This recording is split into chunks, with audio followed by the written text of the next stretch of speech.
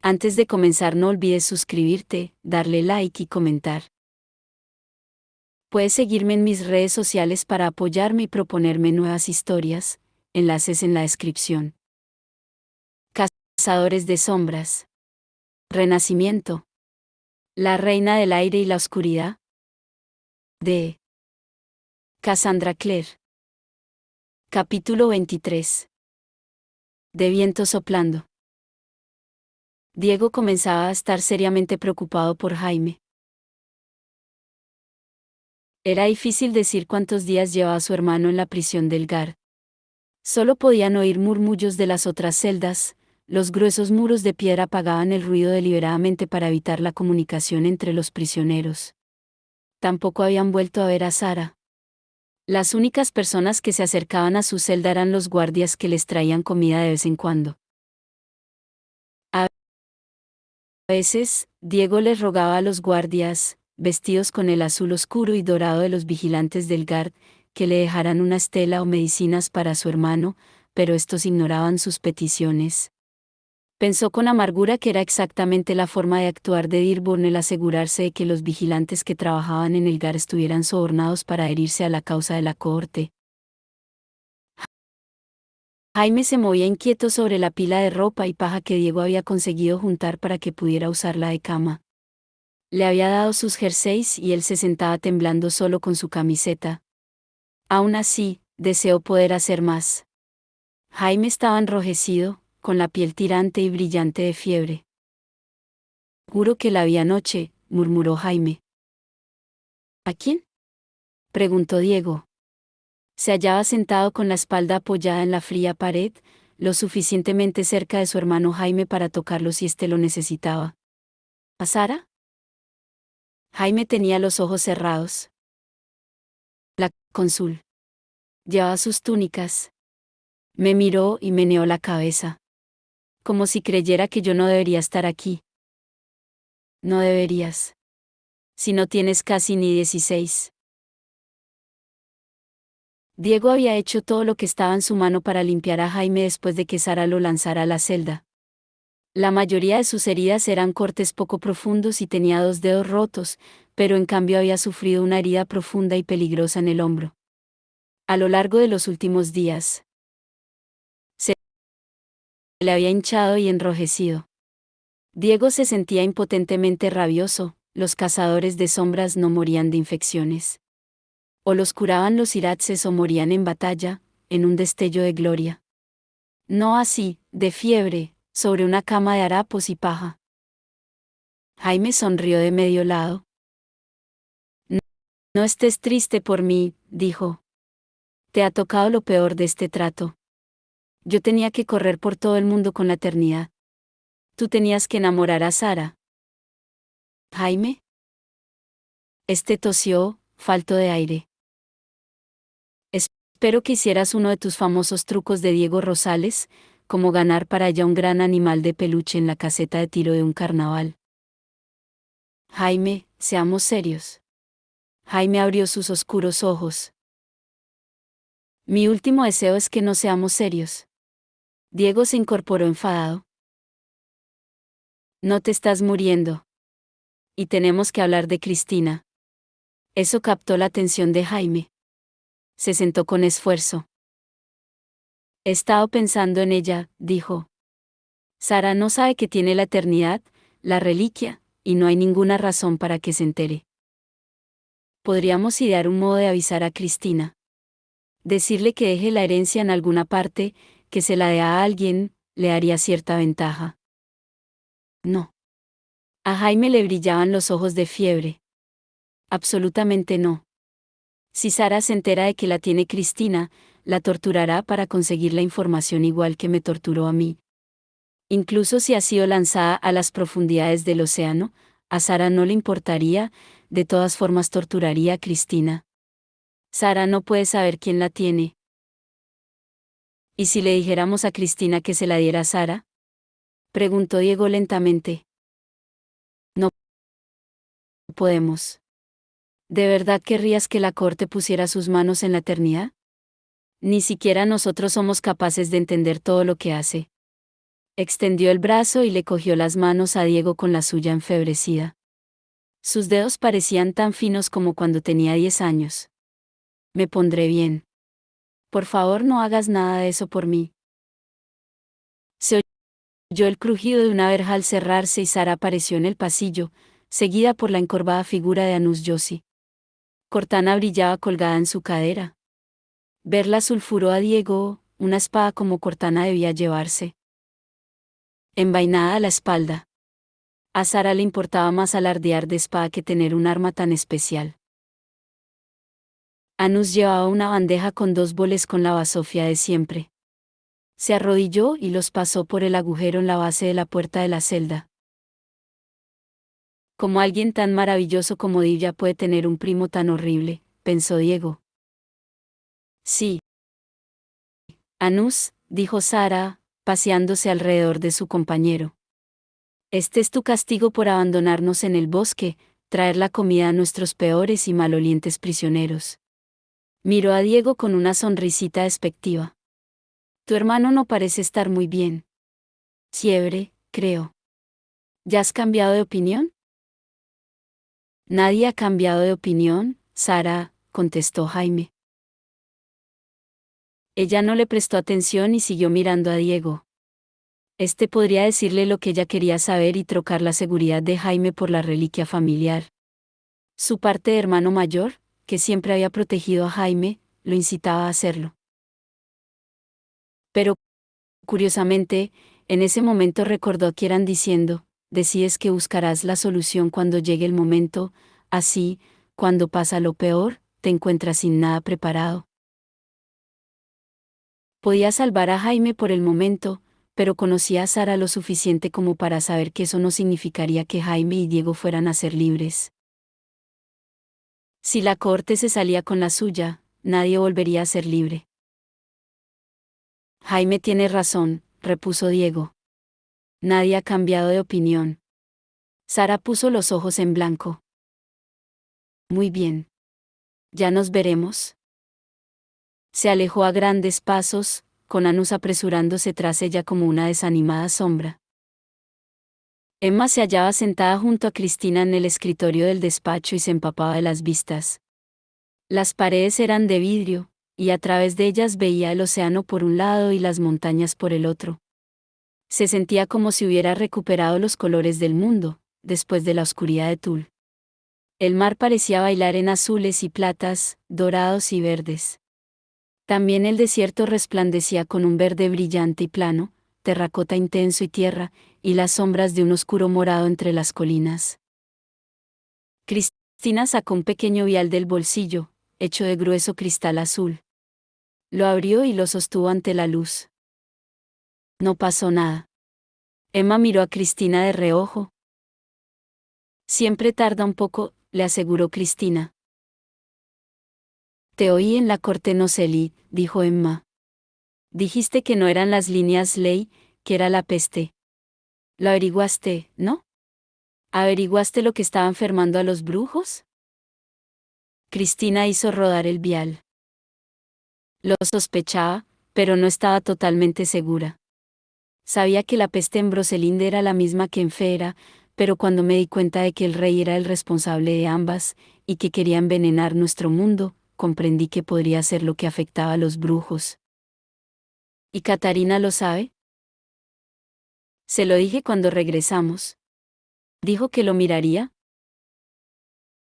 Un humo comenzó a salir del vial, gris claro y opaco. Lentamente fue tomando la forma de una escena un poco distorsionada, ondeando en los bordes. Estaban viendo a Tessa en un suelto vestido azul, con un muro de piedra visible tras ella. ¿Tessa? Preguntó Emma. Tessa, exclamó Cristina. ¿Está bien, Catarina? Tessa intentó sonreír, pero no acabó de lograrlo. Anoche Catarina cayó en un sueño del que no la hemos podido despertar. Está muy enferma.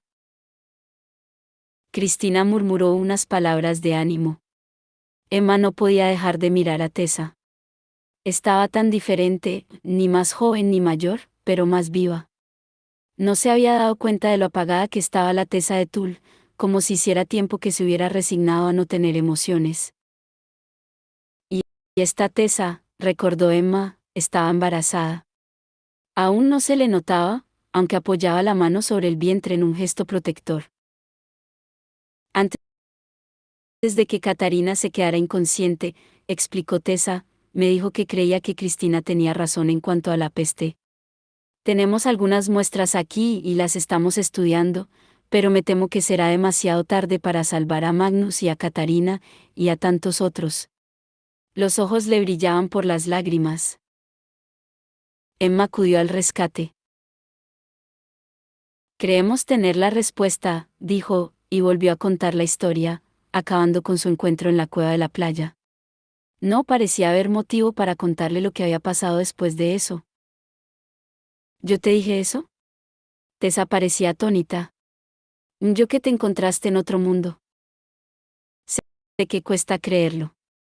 Vivías en esa cueva, la grande que está en Sterkers Beach. Tenías a iglesia contigo. Eso suena bien. Tessa parecía asombrada. ¿Cuál es el plan? ¿Puedo ayudaros, aunque hay muy pocos brujos lo suficientemente bien para unírseme? No, ya está bien, contestó Cristina. Jace y Clary van a ir. Tessa frunció el ceño. Parece peligroso. Aline cree que mañana no habrá vigilantes en el lago Lynn durante un rato, explicó Cristina. Van a salir al amanecer. Supongo que los Nefilim no deben evitar el peligro, repuso Tessa. Miró a Cristina. ¿Podría hablar un momento a solas con Emma, por favor? Cristina pareció sorprendida, y luego saltó del escritorio. Claro. Le dio un amistoso empujón a Emma en el hombro mientras se dirigía a la puerta, y luego ésta se quedó en el despacho a solas con una ondeante Tessa con expresión decidida. Emma, dijo Tessa en cuanto la puerta se cerró tras Cristina. Quería hablarte de Kit Herondale. Kit fue buscando el camino sobre la arena, ya tenía las zapatillas mojadas por pisar donde la marea entrante lo había pillado desprevenido. Era la primera vez que bajaba a la playa cercana al Instituto Sintai. Casi se sentía culpable, aunque cuando le dijo a Tai que iba a dar un paseo, este solo asintió y dijo que se verían más tarde. De todas formas, sabía que Tai quería hablar con Julian y él no quería interrumpir. Había algo relajante en ese espacio, donde el agua se encontraba con la orilla. Kit había aprendido hacía mucho, en el mercado de sombras, que había espacios, intermedios, en el mundo en los que resultaba más fácil llevar a cabo ciertos tipos de magia, en medio de los puentes, en cuevas entre la tierra y el inframundo, los lindes entre las cortes Selí y no Selí.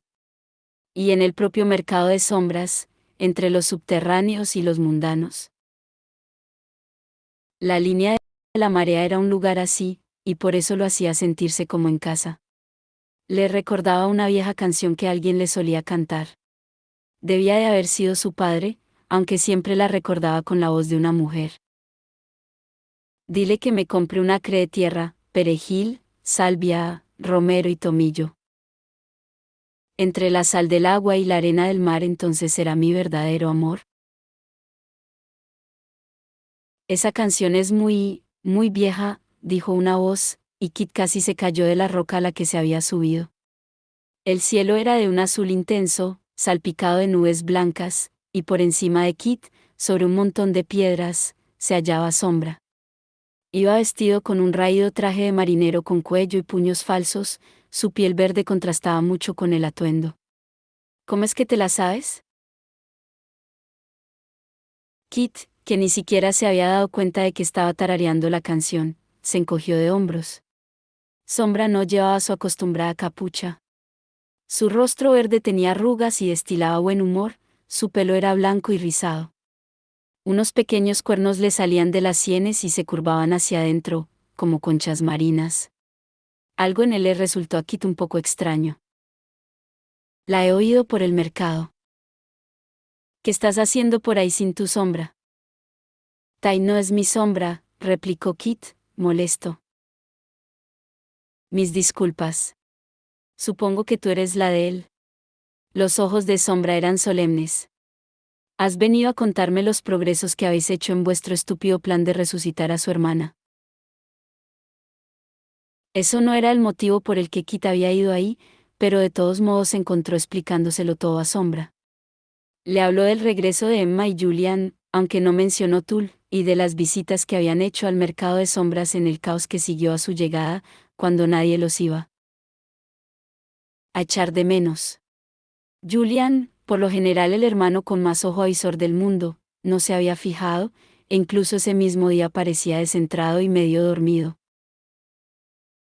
Habéis conseguido más de lo que creía, repuso Sombra a regañadientes, mirando el mar. Aún así, solo habéis obtenido lo fácil. Todavía quedan algunos objetos que deberán complicaros la vida. Parece que quieres que fracasemos, dijo Kit. Claro que sí. Ladró Sombra. No deberíais estar tonteando con la nigromancia. Nunca trae nada bueno. Kit retrocedió hasta que el agua le mojó los talones. Entonces, ¿por qué nos estás ayudando? Mira, estoy aquí por una razón, contestó Sombra. Sí, Hipatia me pasó el mensaje de Tiberius, pero de todas formas ya me dirigí a la cueva. Para echarte un ojo. ¿A mí? Sí, a ti. ¿De verdad creías que estaba por aquí y os ayudaba con vuestra tontería de nigromancia solo como favor a Hipatia? No somos tan amigos. Jem es el que me pidió que te observara. Todo el asunto ese de los Carstairs en deuda con los Gerondale. Ya sabes. A Kit le resultaba extraña la idea de que alguien se preocupara de protegerlo solo por su apellido. De acuerdo, sí, pero ¿por qué nos estás ayudando con lo del hechizo? Porque dije que te protegería y lo haré. Tu Tai es tan terco como lo son todos los Blackthorn, y tú lo eres incluso más. Si no os ayudara yo, lo haría cualquier otro brujo, alguien a quien no le importaría lo que os pasara. Y no se lo he contado a nadie. Muchos de los otros brujos están enfermos, dijo Kit, al darse cuenta de que era eso lo que le había parecido extraño de Sombra. No parecía estar ni tan solo un poco enfermo. Y yo podré acabar enfermando también, pero siempre habrá gente sin escrúpulos que usará la magia. ¿Y qué es lo que te molesta tanto, chico? Supongo que estaba pensando en que no sabes que han encontrado una cura para la plaga de los brujos, respondió Kit. Ahí, en el instituto. Fue la primera vez que veía a un brujo realmente sorprendido. ¿Los Nefilim? ¿Han encontrado una cura para la enfermedad de los brujos? Kit recordó el modo en que le habían presentado a los cazadores de sombras. No como personas, sino como un ejército de auténticos creyentes, crueles y altaneros. Como si todos fueran como Horace Dearborn y ninguno como Julian Blackthorne o Cristina Rosales. O como Alec Lightwood. Sujetando pacientemente un vaso de agua con un pajita para que su novio brujo enfermo pudiera beber. Sí, contestó. Jace y Claire iban a conseguirla. Me aseguraré de que te den algo. Sombra hizo una extraña mueca y se volvió para que Kit no pudiera verle la expresión. Si insistes, repuso malhumorado. Pero asegúrate de que Katarina los la tiene antes, y Magnus Bane. Yo tengo protecciones. No me pasará nada hasta dentro de mucho tiempo. Magnus será el primero en tenerla, no te preocupes, dijo Kit. Está en el instituto. Sombra se volvió en redondo. ¿Magnus está aquí? Miró hacia el instituto, que relucía sobre la colina como un castillo de leyenda. Cuando se encuentre bien, dile que estoy en la cueva de Sterkes Beach, dijo. Dile que Ragnar le manda recuerdos. Ragnar Sombra. La fuerza que bendecía a la gente con buenos nombres se había olvidado de este pobre tipo, pensó Kit. Se volvió para coger el sendero que llevaba de la playa a la autovía. La arena se abría ante él en una media luna centelleante, y la línea de la marea estaba salpicada de plata. Christopher, lo llamó Sombra, y Kit se detuvo, sorprendido al oír un nombre por el que casi nadie lo llamaba. Tu padre, comenzó Sombra, pero vaciló. Tu padre no era un gerondel, dijo finalmente. Kit se quedó conmocionado. En ese momento lo inundó la terrible idea de que todo había sido un error, no era un cazador de sombras, ese no era su sitio, lo apartaría de todo esto, de Tai, de todos. Tu madre, continuó Sombra. Ella sí era gerondel. Una muy especial. Tendrías que investigar sobre tu madre. El alivio lo golpeó como un puño. Unas semanas atrás, Kit habría estado encantado si le hubieran dicho que no era Nefilim. Pero en ese momento ya le parecía el peor destino imaginable. ¿Cómo se llamaba? Preguntó. Sombra. ¿Cómo se llamaba mi madre? Pero el brujo ya había saltado desde su roca y se alejaba, el sonido de las olas y la marea se tragaron las palabras de Kit, y Sombra no se volvió para contestarle.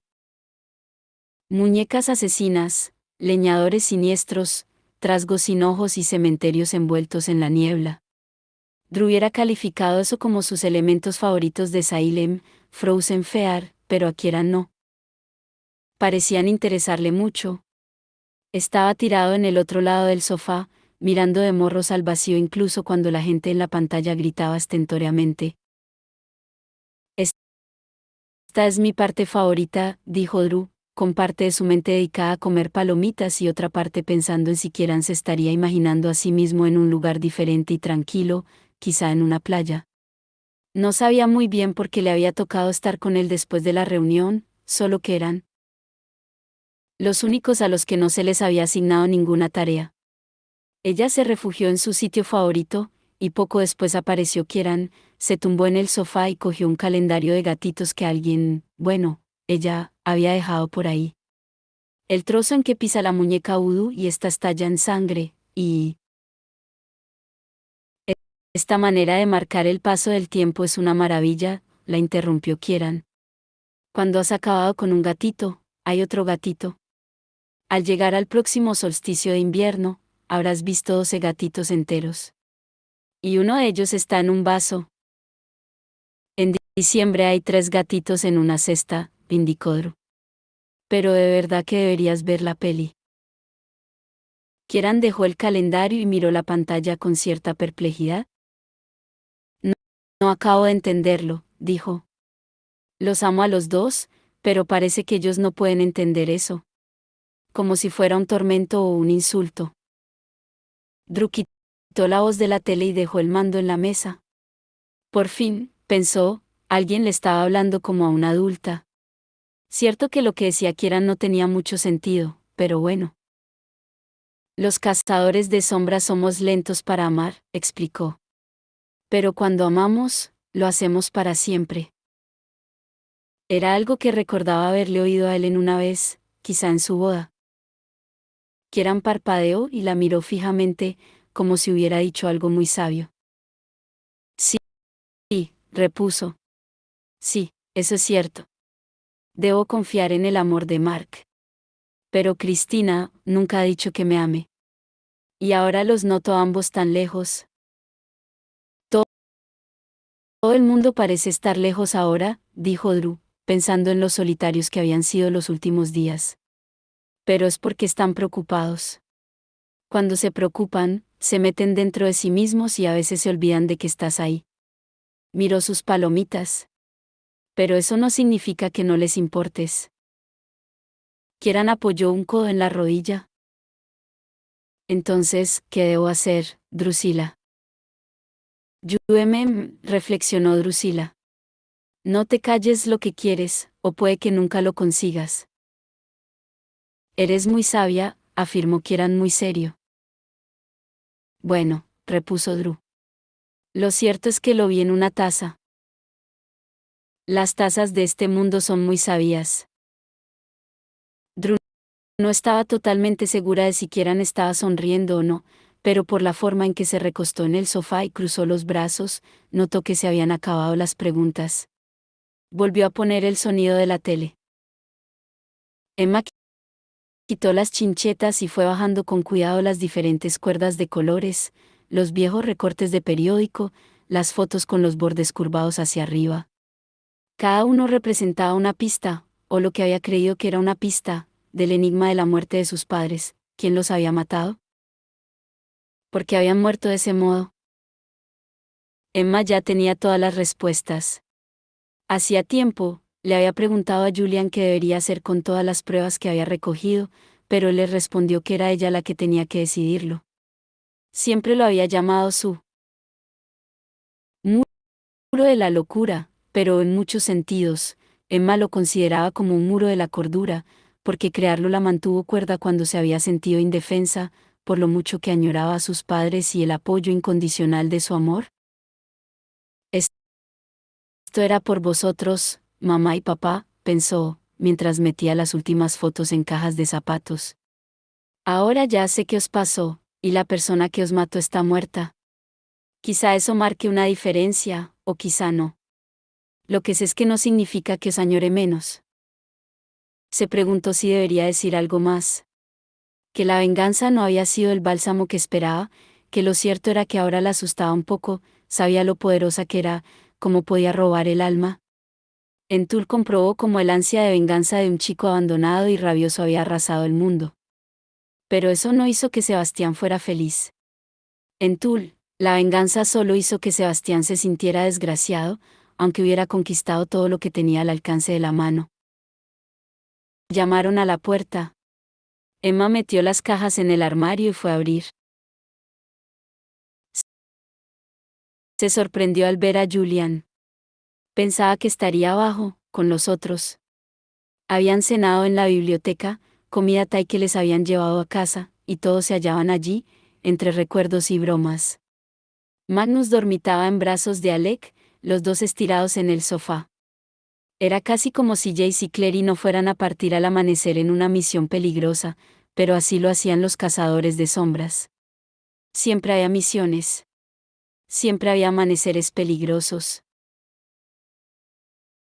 Emma hubiera querido quedarse con ellos, pero estar cerca de Julian y de otra gente, tal como él estaba, le resultaba doloroso. Le hacía daño mirarlo, y ocultar lo que sabía, y preguntarse si los otros lo habrían notado, y en tal caso, ¿qué pensaban?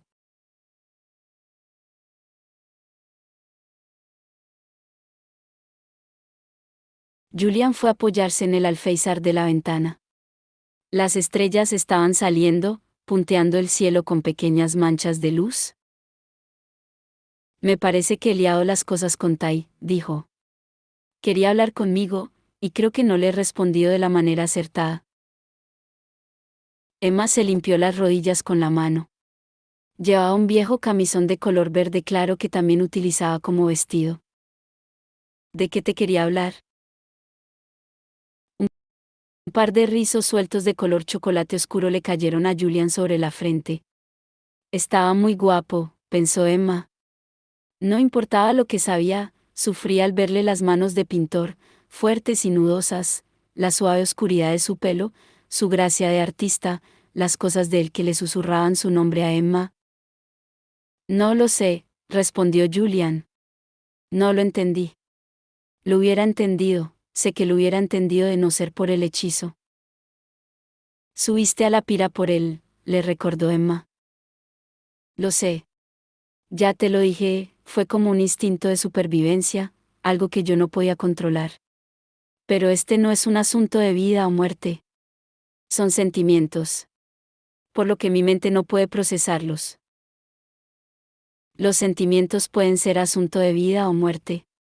Emma señaló su armario. ¿Sabes por qué lo he quitado todo, hoy? Julian arrugó la frente. Ya no lo necesitabas, contestó él. Ya descubriste quién mató a tus padres.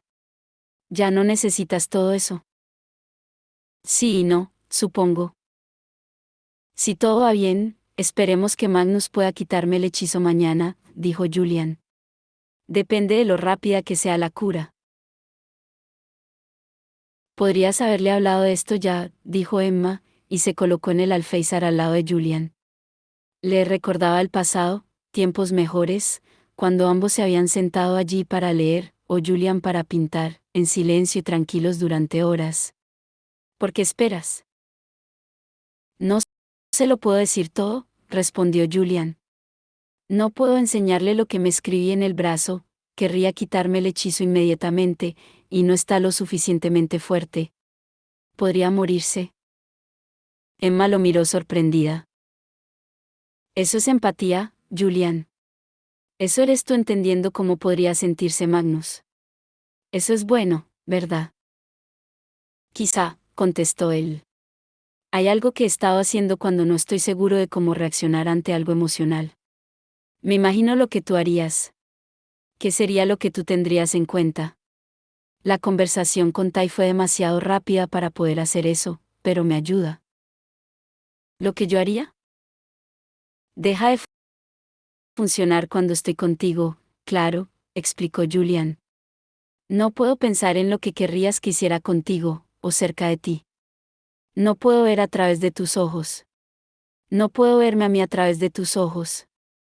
Le tocó ligeramente el brazo desnudo, donde estaba la runa de Parabatai, trazando su contorno.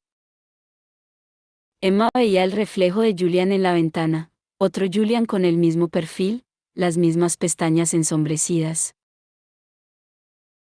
Tienes un talento, Emma, continuó él.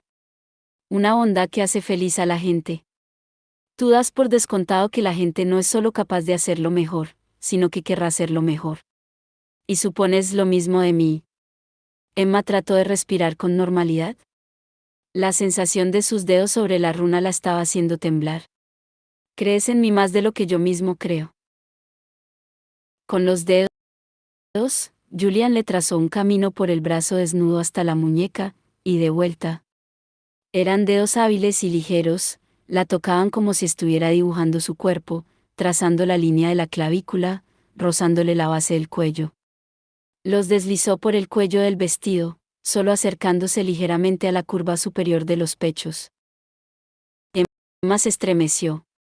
Podía perderse en esa sensación, podía ahogarse en ella y olvidar, escudarse detrás de ella. Si vas a seguir haciendo eso, le dijo a Julian, deberías besarme. Él la cogió entre los brazos. Su boca, sobre la de ella, era cálida y suave, un beso tierno que se ahondaba convirtiéndose en calor. Las manos de Emma le acariciaron el cuerpo, resiguiendo una topografía que ya le resultaba familiar, los tersos músculos bajo la camiseta, la aspereza de las cicatrices, la delicadeza de los omóplatos, la curva en la columna. Él murmuraba que era hermosa, que la deseaba, que siempre la había deseado. El corazón de Emma se le estaba saliendo del pecho, cada una de sus células le decía que ese era Julian, que su tacto, su sabor, su aliento eran los mismos y que lo amaba.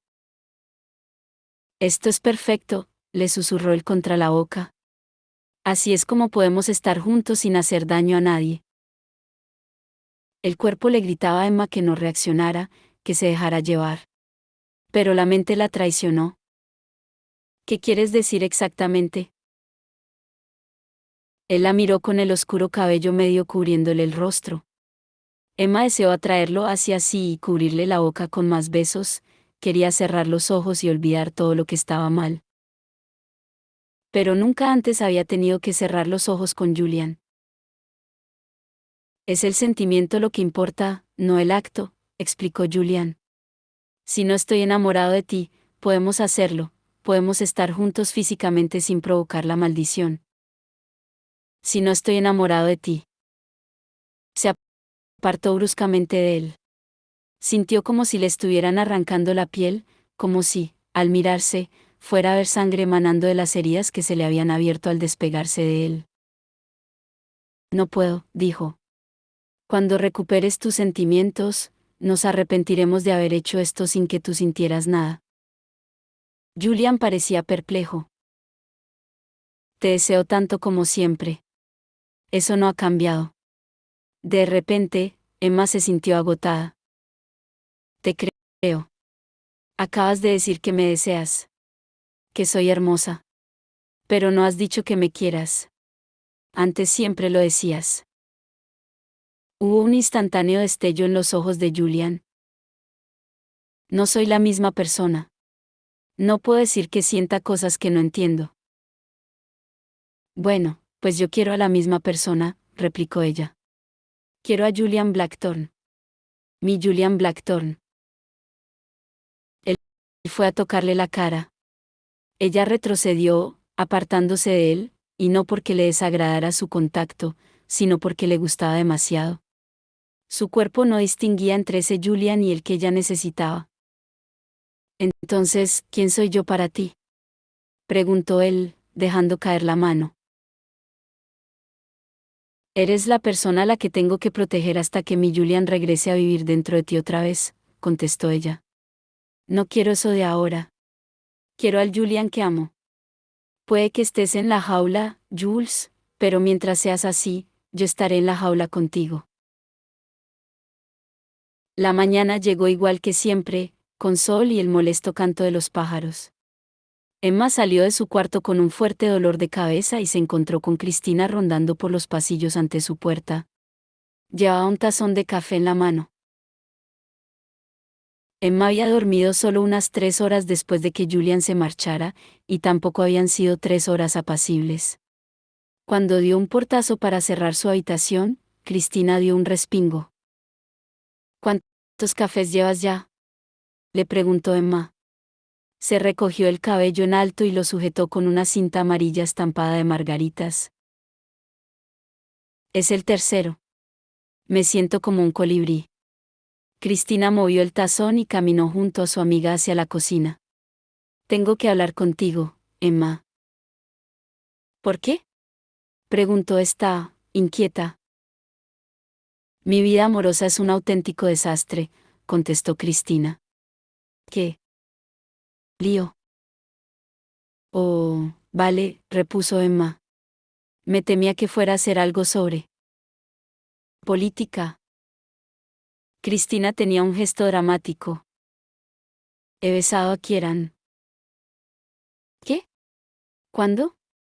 Preguntó Emma, a punto de caerse por la escalera. En Feera, gimió Cristina.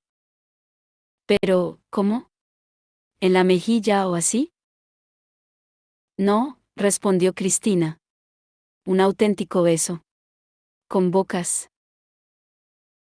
¿Y qué tal fue? Emma se sentía fascinada. No podía imaginarse besar a Kieran. Siempre le había parecido frío y lejano. Sin duda era muy guapo, pero del mismo modo que lo era una estatua, no una persona. Cristina se sonrojó hasta el cuello. Fue fabuloso, dijo con un hilillo de voz. Suave y como si yo le importara mucho. Eso era aún más raro. Sin embargo, a Emma le pareció que lo que debía hacer era apoyar a Cristina. Preferiría que estuviera con Mark, claro, pero él había estado haciendo el tonto, y también estaba eso del hechizo de unión. Bueno, le dijo. Lo que pasa en Fera se queda en Fera, supongo. Si te refieres a que no debería decírselo a Mark, ya lo sabe, repuso Cristina. Y si vas a preguntarme si quiero estar solo con Mark, no podré responderte tampoco. No sé lo que quiero. ¿Y qué hay de lo que Mark y Kieran sienten el uno por el otro? Preguntó Emma. ¿Siguen queriéndose? Creo que se aman de un modo que yo no puedo alcanzar, respondió Cristina, y había una tristeza en su voz que hizo que Emma quisiera detenerse a medio pasillo y abrazar a su amiga. Pero ya habían llegado a la cocina. Estaba llena de gente, Emma olió a café, pero no parecía haber nada cocinándose. La mesa estaba vacía, la cocina, fría. Julian y Ellen, junto con Mark y Kieran, estaban alrededor de la mesa, donde Claire y Jay se habían sentado, todos mirando incrédulos un papel de aspecto oficial. Emma se quedó clavada en el sitio, con Cristina a su lado, asombrada. ¿Pensábamos? ¿Ya habéis ido a Idris y vuelto? Creía que teníais que salir al amanecer, dijo Emma. Jace alzó la mirada. No hemos ido, contestó. Clary seguía mirando el papel que tenía en la mano, con el rostro blanco y consternado. ¿Hay algún problema?, preguntó Emma, ansiosa. Podríamos decir que sí. Jace habló en un tono ligero, pero sus ojos dorados pronosticaban tormenta. Levantó el papel. Es un mensaje de la clave. Según dice, Clary y yo estamos muertos. Sara siempre elegía la misma silla en el despacho del inquisidor. Manuel sospechaba que era porque le gustaba sentarse bajo su retrato, para que la gente se viera obligada a mirar a dos Saras y no solo a una. Han ido llegando informes durante todo el día, dijo ella, enroscándose una de las trenzas alrededor de un dedo. Los institutos responden con indignación a la noticia de la muerte de Clary y Jace a manos de las hadas. Como esperábamos, repuso Horace, removiéndose en la silla con un gruñido de dolor. A Manuel le molestaba que Horace siguiera quejándose del brazo, con una masa de vendajes en el muñón del codo. Sin duda, los iraces ya habrían curado la herida, y Horace solo podía culparse a sí mismo por permitir que la zorra de la Braibur lo hubiera pillado desprevenido. Manuel detestaba a Horace. Pero claro, Manuel detestaba a los auténticos creyentes en general. Le importaba un comino que hubiera subterráneos en Alacante, o hadas en el bosque de Broselín, o licántropos en su bañera. El prejuicio hacia los subterráneos se le antojaba aburrido e innecesario. Para lo único que servía era para asustar a la gente. Cuando la gente estaba asustada, hacía cualquier cosa que quisiera si pensaba que eso la haría estar a salvo de nuevo. Cuando Horace hablaba de revivir la pasada gloria de los Nefilim, y las masas lo vitoreaban, Manuel sabía por qué vitoreaban realmente, y no era por la gloria, era por fin del miedo. El miedo que estaban sintiendo desde la guerra oscura, que los había hecho entender que no eran invencibles. Hubo un tiempo, o eso creían, en que habían sido invencibles. Que habían pisoteado el cuello de los subterráneos y los demonios con sus botas, y habían dominado el mundo. Pero ahora recordaban los cadáveres ardiendo en la Plaza del Ángel y tenían miedo. Y el miedo era útil. El miedo podía ser manipulado para conseguir más poder. Y a fin de cuentas, el poder era lo único que le importaba a Manuel. ¿Sabemos algo del Instituto de los Ángeles?, preguntó Horace, medio estirado detrás del gran escritorio. Sabemos por las hadas que los Blackton y sus compañeros regresaron a su casa. Pero, ¿qué es lo que saben? ¿Qué es lo que saben? Horace y Sara se lo habían preguntado cuando recuperaron el cadáver de Dañe, casi descuartizado. Dañe había sido un imbécil al escaparse del campamento de Oban en plena noche en busca de la gloria de recuperar el libro negro por su cuenta. Y se había ido con su medallón para controlar la diferencia de tiempos, con lo que, al regresar a Idris, Manuel descubrió que había perdido un día o dos.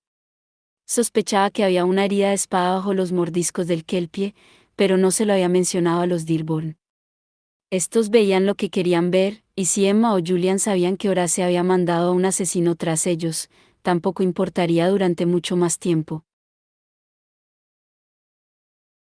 ¿Sobre Clary y Jace?, preguntó Manuel. Estoy seguro de que saben que desaparecieron a través del portal hacia Tul. Pero les será imposible regresar.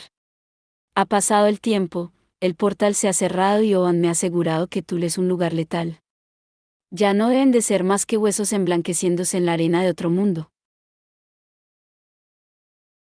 De todas formas, los Blackthorn y la Carstairs no se atreverán a decir nada en nuestra contra, dijo Sara. Aún tenemos su secreto en nuestras manos. Tocó la empuñadura de Cortana. Además, nada de lo suyo será suyo durante mucho más tiempo, ni siquiera el instituto. Unos cuantos más puede que estén contra nosotros, Ciudad de México, Buenos Aires, Bombay.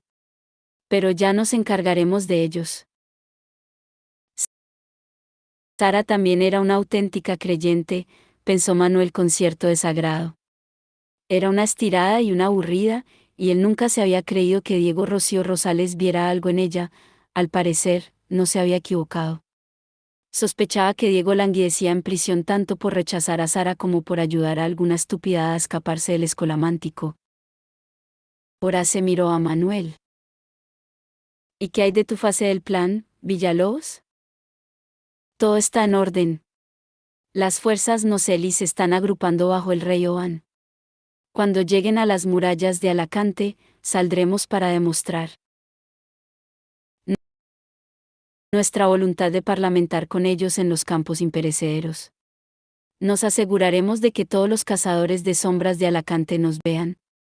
Después de esa farsa, regresaremos al consejo y les diremos que las hadas se han rendido. La paz fría se acabará, y a cambio de su ayuda, todas las entradas a Fera quedarán selladas con salvaguardas. Quedará fuera de los límites para todos los cazadores de sombras. Muy bien, repuso Horace. Pero con el portal Atul cerrado. ¿Dónde nos quedamos con la peste? Exactamente donde queríamos estar, respondió Manuel. Estaba satisfecho, pretender que su intención era destruir la peste con fuego había sido su idea. Sabía desde el principio que no serviría de nada, y que ese fracaso dejaría a los nefilim más asustados que antes. El veneno se ha extendido lo suficiente para nuestros propósitos. La clave sabe la existencia de la peste y teme hasta dónde puede llegar. Y el miedo los hará complacientes, concluyó Horace. ¿Sara? Los brujos van a enfermar aún más, explicó Sara, disfrutando al decirlo. Aún no hay ningún informe de transformaciones, pero muchos institutos han aceptado brujos para tratar de curarlos. Cuando se transformen en demonios, ya puedes imaginar el sangriento caos que se desatará. Lo que hará más fácil declarar la ley marcial y librarnos del resto de los brujos, repuso Horace. Siempre había considerado una ventaja extra que la peste sirviera no solo para asustar a los cazadores de sombras sino también para enfermar a los brujos, aunque Manuel no le veía mucho sentido a un resultado que limitaría seriamente la posibilidad de los cazadores de sombras de abrir portales o curar enfermedades raras. Ese era el problema de los auténticos creyentes, nunca eran prácticos. Bueno, seguramente algunos brujos sobrevivirían, razonó. Una vez se hubieran cumplido todas las exigencias de la cohorte, podrían permitirse ser generosos y acabar para siempre con la peste. Tampoco era que ahora se le gustara mucho la peste, o su propensión a pagar la magia angélica. Simplemente era una herramienta útil, igual que lo había sido Larkspierre. ¿No te preocupa que los brujos transformados escapen de nuestro control y masacren a los cazadores de sombras? ¿Incluso a mundanos? No, realmente no, respondió Horace.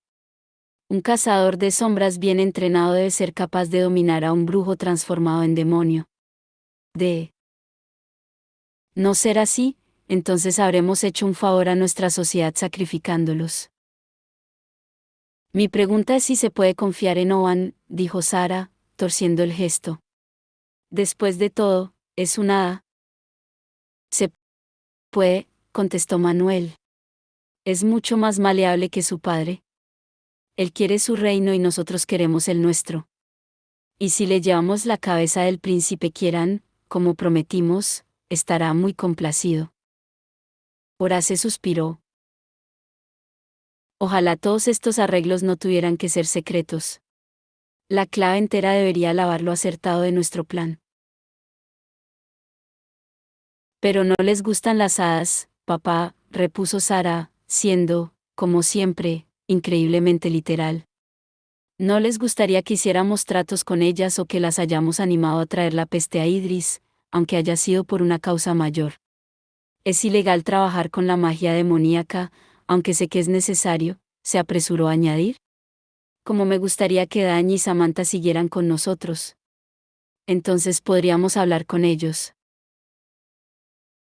Manuel pensó con poco interés en Dañe, cuya propia estupidez había acabado con él, y en Samantha, en esos momentos loca de atar en la Basilias. Dudaba de que cualquiera de ellos hubiera sido de mucha ayuda incluso en su estado anterior. Es una carga solitaria, hija mía, ser de los que les ha tocado hacer lo correcto, soltó Horace, pomposo. Sara se puso en pie y le palmeó el hombro. Pobre papá. ¿Quieres volver a mirar en el espejo mágico una vez más? Siempre te anima. Manuel se incorporó en la silla. El espejo mágico era una de las pocas cosas que no lo aburrían. Oban lo había embrujado para que reflejara los campos ante la torre Noseli. Sara sujetó el espejo de forma que la luz de las torres de los demonios reluciera sobre el mango de plata. Lanzó un pequeño gritito y el cristal se volvió claro, y a través de él pudieron ver los verdes campos de la tierra Noseli y la torre de Antracita. Alineados ante la torre había filas y filas de guerreros Noseli, tantas que ocupaban toda la escena, un ejército sin límite, sin final. Las espadas brillaban bajo el sol como un vasto campo plantado con afiladas hojas. ¿Qué opinas? Preguntó Horace con orgullo, como si él mismo hubiera reunido ese ejército. Espectacular, ¿no es cierto, Annabel? La mujer de largo cabello castaño, sentada en silencio en un rincón del despacho, asintió con calma. Llevaba ropa parecida a la que había llevado aquel sangriento día en el salón del consejo. Sara había conseguido una copia casi exacta, pero fue Manuel quien tuvo la idea de proporcionársela, como si en sí misma fuera un arma. Había pocas cosas más fuertes que el miedo. Desde la reunión del consejo, los cazadores de sombras habían estado aterrados con Annabel Blackthorne. Si aparecía delante de ellos, todos correrían a esconderse detrás de Horace. Su capacidad para protegerlos sería lo único que les importaría. Y en lo referente a Julian Blackthorne y el resto de su irritante familia, habría más que miedo. Habría furia. Odio. Todas las emociones que la corte pudiera explotar. Horace soltó una risita nerviosa y volvió a mirar el espejo. Oculto por las sombras, que ya se alargaban, Manuel tenía en el rostro una sonrisa salvaje. Absolutamente nadie estaba preparado para lo que se avecinaba. Tal como le gustaba a él.